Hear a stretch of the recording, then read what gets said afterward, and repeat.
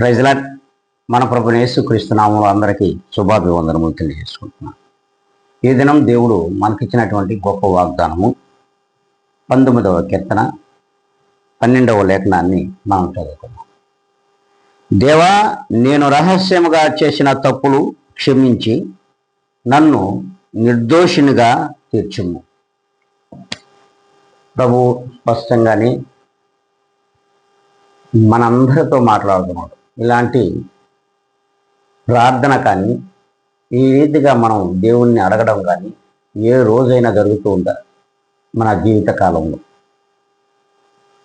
అవును, మనం రహస్యంగా చేసిన తప్పులను పాపములను కూడా కప్పిపుచ్చుకొని దేవుణ్ణి ప్రార్థిస్తూ ఉంటాం. అందుకే ప్రభు ఈ దినమున స్పష్టంగా మనం ఎలాంటి ప్రార్థనలు మనం ఏకీభవించాలి, ఎలాంటి ప్రార్థన మనకు ఉండాలనేది తెలియజేస్తున్నాడు. రహస్యంగా చేసిన తప్పులను పాపములను క్షమించమని, ప్రభువా నన్ను నిర్దోషినిగా తీర్చుము అని దావీదు గారు అడగడం, ప్రాధేయపడడం మనం చూస్తున్నాం. ఇలాంటి ప్రాధేయపడుతూ క్షమించమని దేవుణ్ణి అడగగలిగినటువంటి విశ్వాసులు ఎంతమంది? ఒక్కసారి మనమందరం కూడా ఆత్మ పరిశీలన చేసుకొని ఈ దినము నుండి అయినా సరే ఈ రీతిగా మన ప్రార్థన ఉండాలి అనుకుంటే అందరం కూడా ప్రార్థనలో ఏకీపిద్దాం. పరిశుద్ధుడా, ప్రేమ స్వరూపి, నీ పాదములకు కృతజ్ఞత స్తుతి స్తోత్రములు నీవిచ్చిన ఆయుష్ కాలమును బట్టి చెల్లించుకుంటూ ఉన్నాం.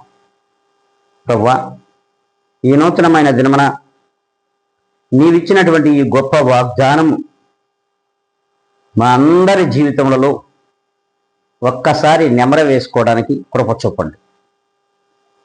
అట్టి కృపతో మమ్మలను మీరు నింపి,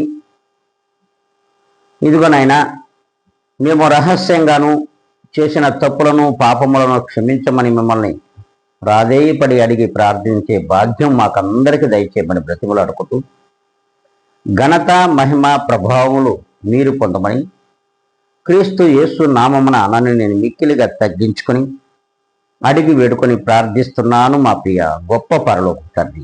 ఆమెన్.